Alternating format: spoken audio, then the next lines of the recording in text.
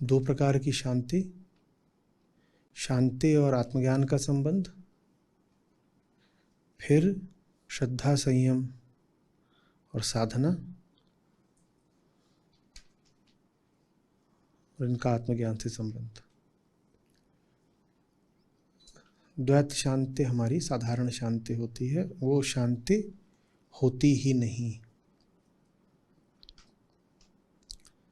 द्वैतात्मक शांति क्या होती है? वही कि ये पंखा और ये एसी, बाहर गर्मी भी है, उमस भी है, तो यहाँ भीतर आकर क्या होता है? उफ, चैन मिला। अपने कर्मों से फंस गए थे कहीं, किसी और कर्म से या संयोग से लगा कि फांस से बाहर आ गए।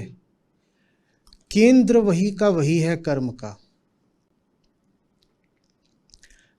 का केंद्र वही का वही है। केंद्र कर्म पलट गया तो शांति मिल गई, कुछ और नहीं बदला है, स्थिति बदल गई है।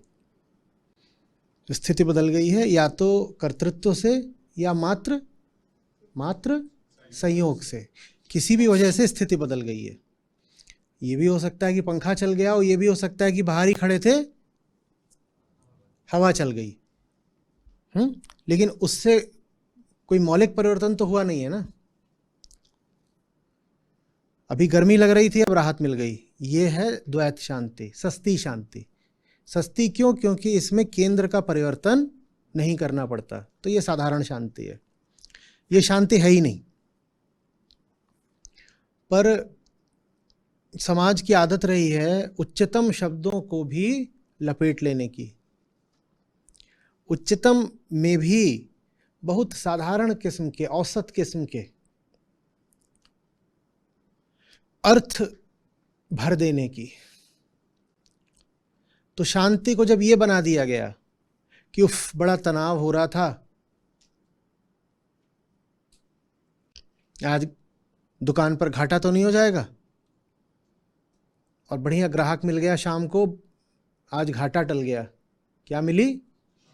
तो जब शांति को ये चीज बना दिया गया, तो फिर श्री कृष्ण जैसों को कहना पड़ता है परा शांति। आज वो कह रहे हैं श्लोक में परा शांति। ठीक वैसे ही जैसे वो क्या बोलते हैं, परा प्रेम, परा प्रकृति, उसी तरीके से वो परा शांति माने ये नहीं है कि ये शांति से अलग या ऊपर की बात है। परा शांति में आप बस कृष्ण की भी विवशता देखिए। वो कह रहे हैं शांति शब्द तो तुमने ले गया, समाज लुट गया। समाज नहीं लुट गया, क्या लुट गया? शांति शब्द लुट गया, और समाज ने उस पर वर्चस्व कर लिया, एकाधिकार कर लिया, गंदा कर लिया।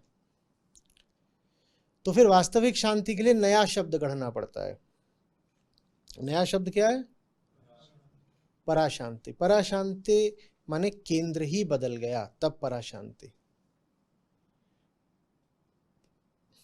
सस्ती शांति माने मैं वही हूं, बस स्थितियों के साथ थोड़ा खिलवाड़ करके अपने आप को तात्कालिक राहत दे दी है। और तात्कालिक माने काल फिर उसको बदल भी देगा। जो राहत बस तत्काल ने दी है, तत्काल माने उस समय के काल ने, तत्काल माने वह समय, तत् वह जो राहत उस समय ने दी है, वो अगला समय छीन लेगा। तो तात्कालिक शांति, द्वैत शांति। दुनिया जिसको शांति बोलती है वो यही होती है, सस्ती शांति, तात्कालिक शांति। अब वास्तव में ये जो शांति है, ये कोई शांति नहीं होती, ये अशांति से ज्यादा खतरनाक होती है। बताओ क्यों? क्योंकि अगर सिर्फ अशांति रहेगी तो अशांति को छोड़ोगे, मरने लगोगे। ये जो शांति आती है ना बीच बीच में, यही है जो फिर घोर अशांति लेकर आती है। ये जो बीच बीच में मिल जाती है ना सतही शांति, यही आपको आशा दे देती है कि ऐसी ही चीज मेरे साथ दोबारा हो सकती है। एक बार तुक्के से शांति मिल गई, फिर मिल जाएगी। मेरे कर्म का केंद्र वैसा ही रहेगा, फिर भी शांति मिल जाएगी।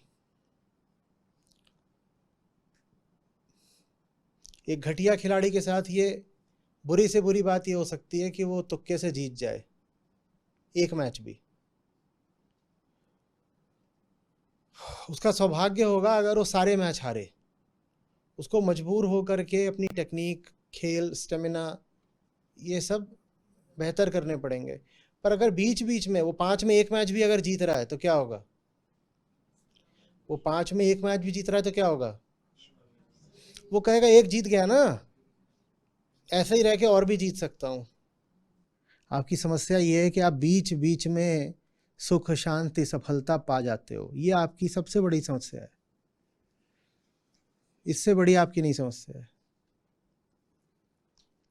आपके लिए तो कोई प्रार्थना यही कर सकता है कि आपको घोर असफलता, घोर अशांति, घोर दुख मिले, तभी आपका केंद्र चिटकेगा। वरना आप यही जो बीच बीच में तात्कालिक थोड़ी बहुत आपको सफलता, शांति मिल जाती है, आप इसी को आसरा बना के, इसी को ढाल बना करके आप जैसे हो वैसे ही बने रहते हो। माया, हमने कहा था, सिर्फ दुख नहीं देती, माया सुख भी देती है। और चूंकि माया सुख देती है इसीलिए फिर वो दुख देने का बड़ा अधिकार पा जाती है। आपको जिनसे भी दुख होगा जिंदगी में, आपको सुख भी उन्होंने ही दिया होगा, और वो थोड़ा सा सुख देके उन्होंने आपको भारी दुख देने का अधिकार पा लिया। शांति और पराशांति मतलब समझ गए? शांति माने हमारी वाली शांति, 100 गंवाया 10 पाया, खुश हो गए, ये हमारी वाली शांति है। पढ़ा लिखा नहीं था, पेपर दे आए, पर फिर भी किसी तरह से पास हो गए, ये हमारी वाली शांति है। अद्वैत शांति क्या होती है? वास्तविक शांति, जिसको सिर्फ शांति कहा जाना चाहिए, पर लोक संस्कृति की तानाशाही है कि उसको पराशांति बोलना पड़ रहा है, वरना सिर्फ वही शांति है। उसमें क्या होता है? हमारा वास्तविक केंद्र ही अशांति का केंद्र है। जो हमारा वर्तमान केंद्र होता है वही अशांति का केंद्र होता है। उस केंद्र को बदल के शांति का केंद्र कर दें। अहम अशांति का केंद्र है, आत्मा शांति का केंद्र है। ये परिवर्तन वास्तविक शांति है। वास्तविक शांति माने वो केंद्र ही हटा दिया जिस केंद्र से जो भी कुछ करते हैं उसका अंजाम अशांति होना था, वो केंद्र ही हट गया। अब केंद्र पर शांति सर्वदा विराजी हुई है। कुछ होता रहे, केंद्र पे शांति रहेगी। जब केंद्र पे शांति होती है तो फिर बाहर शांति चाहिए नहीं, क्योंकि बाहर भी हम शांति इसीलिए मांगते हैं कि केंद्र अशांत ना हो जाए। जिसने केंद्र की शांति को सुरक्षित कर लिया, अब वो बाहर की दिशा में शांति नहीं मांगता। जिसने केंद्र की शांति को सुरक्षित कर लिया, वो बाहर की दिशा में शांति नहीं मांगता। कहता है शांति आए ठीक है, नहीं आए तो भी ठीक है। जहां शांत होना था वहां हम शांत हो गए। कहां शांत होना था? ये अद्वैत शांति है। अद्वैत शांति परवाह ही नहीं करती कि परिधि पर चल क्या रहा है। परिधि पर जो चल रहा चलता है, हमें क्या करना। ये स्पष्ट है शांति पराशांति का अंतर। उसको द्वैत, इसको अद्वैत क्यों बोला? क्योंकि वो वाली जो शांति है साधारण हमारी, वो इस पे निर्भर करती है कि तुम अशांत हो कि नहीं। वो शांति अपनी हस्ती के लिए अशांति मांगती है। ये कैसी शांति है? इसको अशांति न मिले तो शांति मर जाए। अरे भाई, तनाव होगा तभी तो शांत होगे। बिना तनाव के शांत होके दिखाओ, गर्म हुए बिना ठंडे होके दिखाओ। और ठंडाई सबसे ज्यादा मजा गर्मी में ही तो देती है। जाड़े में कौन कौन ठंडाई पीता है? ये द्वैत शांति है कि पहले लू चले तब ठंडक मिलेगी। ठंडाई जाड़े में पीते हैं क्या? द्वैत शांति समझ रहे हैं? वो नेसेसिटेट करती है, वो खुराक मांगती है, वो शर्त रखती है, अनिवार्य करती है कि पहले अशांति होनी चाहिए। गर्मी हो तभी आइसक्रीम में मजा आता है, तनाव हो तभी राहत मिलती है, भूख लगी हो तभी व्यंजन में स्वाद आता है। ये द्वैत शांति है। ये हमेशा क्या मांगती है? अपना विपरीत मांगती है। और जिन्हें इसकी लत लग जाती है वो जानबूझ करके इसका विपरीत तैयार करते हैं। उदाहरण के लिए प्रेमी लड़ेंगे आपस में खूब, उसके बाद मिलन का मजा आता है। ये जो तू मैं होती है व्यर्थ ही नहीं होती। ये ऐसा ही है जैसे इलास्टिक को खींचा गया हो, दो छोर, अब छोड़ दो तो भड़ाक से आके ऐसे एकदम कुछ कूड़े जैसा कर दो, उसके बाद कुछ भी उससे बेहतर होगा तो लगेगा स्वर्ग मिल गया।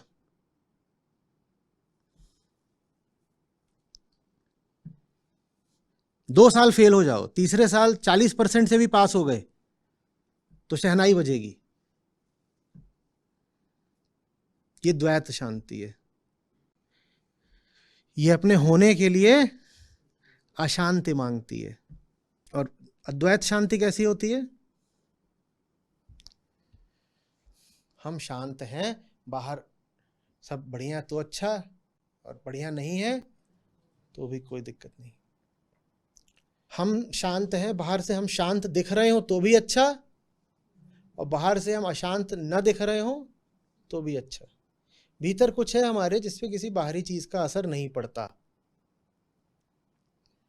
इसी को निर्लिप्तता कहते हैं। यही साक्षित्व है, यही निष्कामना है, यही आत्मा है। सब एक है। बच्चा फेल हो रहा हो तो एक आध साल फेल होने दीजिएगा, जुगाड़ लगा करके ग्रेस दिला करके पास मत कराइएगा। आपने पास करा दिया, अगले साल और बुरी तरह फेल होगा। थोड़ा सा सुख बहुत बड़ा दुख लेकर आता है, थोड़ी सी शांति भारी अशांति लेकर आएगी।